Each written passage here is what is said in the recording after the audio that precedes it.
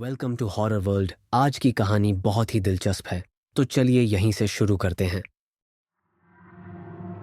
मैं ऐसे शहर में रहता था जहां हर कोई रात 10 बजे से पहले सो जाता था।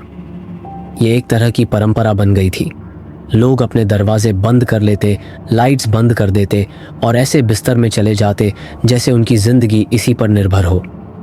यहाँ तक कि गली के आवारा कुत्ते भी खामोश हो जाते और बाहरी दुनिया एकदम शांत। बचपन में मैं अपने माता पिता से पूछता, सब इतनी जल्दी क्यों सो जाते हैं? वे हमेशा एक ही जवाब देते, ये तो हमेशा से ऐसा ही होता आया है।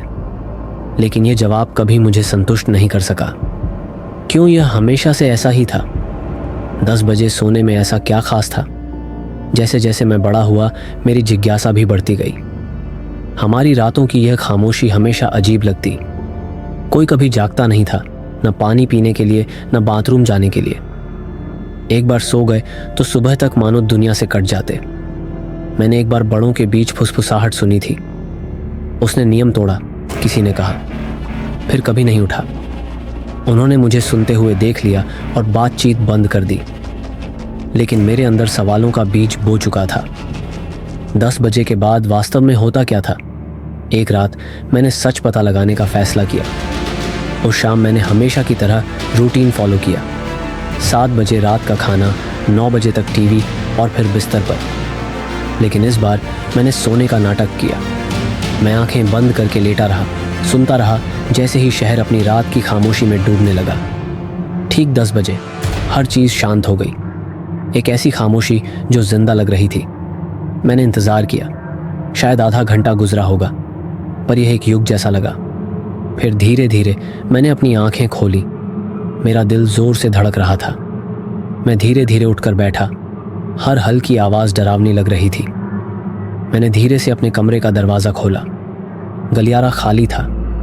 केवल मेरी अपनी सांसों की आवाज़ सुनाई दे रही थी। मैं अपने माता पिता के कमरे की तरफ गया। वे गहरी नींद में थे। उनके चेहरे शांत और निर्विकार थे। कुछ देर मैं बस खड़ा रहा, उन्हें देखता। लेकिन जैसे ही मैं अपने कमरे की ओर मुड़ा, मैंने उसे महसूस किया। एक उपस्थिति, कुछ ऐसा जो मैं देख या सुन नहीं सकता था, लेकिन जानता था कि वहाँ था। हवा ठंडी हो गई और ऐसा लगा जैसे एक भारी चादर ने मुझे दबा दिया हो। मेरी बाहों के रोंगटे खड़े हो गए और मेरी सहज बुद्धि चिल्ला उठी, भागो। और तभी मैंने सुना, तुम जागे हुए क्यों हो? मैं जड़ हो गया। मेरा मुंह सूख गया और मेरे अंग जैसे सुन्न हो गए। लेकिन फिर मैंने सोचा, यह माँ है, यह माँ ही हो सकती है। एक पल के लिए मुझे राहत महसूस हुई, पर जैसे ही मैंने आवाज़ की ओर देखा, मैंने अपने माता पिता का कमरा देखा। दरवाज़ा अब भी खुला था और मैं उन्हें बिस्तर पर लेटा हुआ देख सकता था। निशब्द, धीमी सांस लेते हुए, सोए हुए। अगर वे सो रहे थे तो फिर? आवाज़ ने मेरे विचारों को चीर दिया, इस बार तेज़ और गुस्से से भरी। तुम सो क्यों नहीं रहे? तुम्हें सो जाना चाहिए था। आवाज़ पास आ रही थी। मैंने मुड़कर देखा और तब मैंने उसे देखा। ये मेरी माँ नहीं थी, न मेरे पिता, न ही कोई इंसान। वह आकृति असंभव रूप से लंबी और पतली थी। उसकी त्वचा उसकी हड्डियों पर इस तरह तनी हुई थी जैसे उसे खींचा गया हो। उसका चेहरा, या जहाँ चेहरा होना चाहिए था, एक खाली काली गहराई थी। ये सब तुम्हारी गलती है, तुम्हें सो जाना चाहिए था। पैनिक ने मुझे जकड़ लिया और मैं भागा। मेरे पैर भारी लग रहे थे, मेरी सांसें तेज हो रही थीं। लेकिन मैंने तब तक दौड़ लगाई जब तक मैंने अपने कमरे का दरवाज़ा जोर से बंद नहीं कर दिया। दरवाजे पर दस्तक शुरू हो गई, जोरदार, हिंसक, बिना रुके। हर प्रहार से दरवाज़ा कांप रहा था और मैं उसके खिलाफ सटकर खड़ा हो गया, रोते हुए। और फिर अचानक दस्तक बंद हो गई। खामोशी। घंटों तक मैं वहीं खड़ा रहा, कांपते हुए, किसी और आवाज़ का इंतज़ार करता रहा। जब कुछ नहीं हुआ तो मैंने सोचा कि सब खत्म हो गया, मैं सुरक्षित था। मैंने दरवाज़ा खोला और तभी मुझे एहसास हुआ कुछ गड़बड़ थी। बाहर की दुनिया वैसी नहीं थी।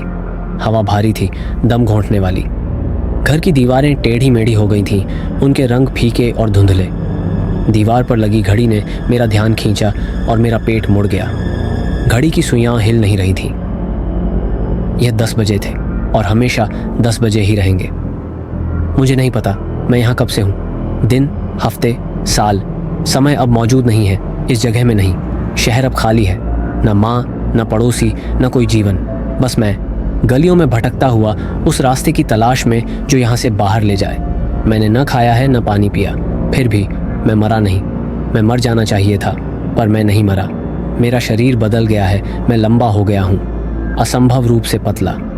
मेरी त्वचा मेरी हड्डियों पर तनी हुई है और टूटे हुए शीशे में अपनी परछाई देख मैंने सच्चाई को जाना। मेरा चेहरा गायब हो चुका है, उसकी जगह अब एक खाली काली गहराई है। अब मैं खुद को इंसान महसूस नहीं करता। मेरे पुराने जीवन की यादें धुंधली हो रही हैं। और फिर एक दिन मैंने उसे देखा, एक लड़का। वह छोटा था, डरा हुआ। मैंने देखा वह धीरे धीरे गलियारे में चला, अपने माता पिता के कमरे में झांकते हुए। यह दृश्य मुझे गुस्से से भर गया। तुम जागे हुए क्यों हो?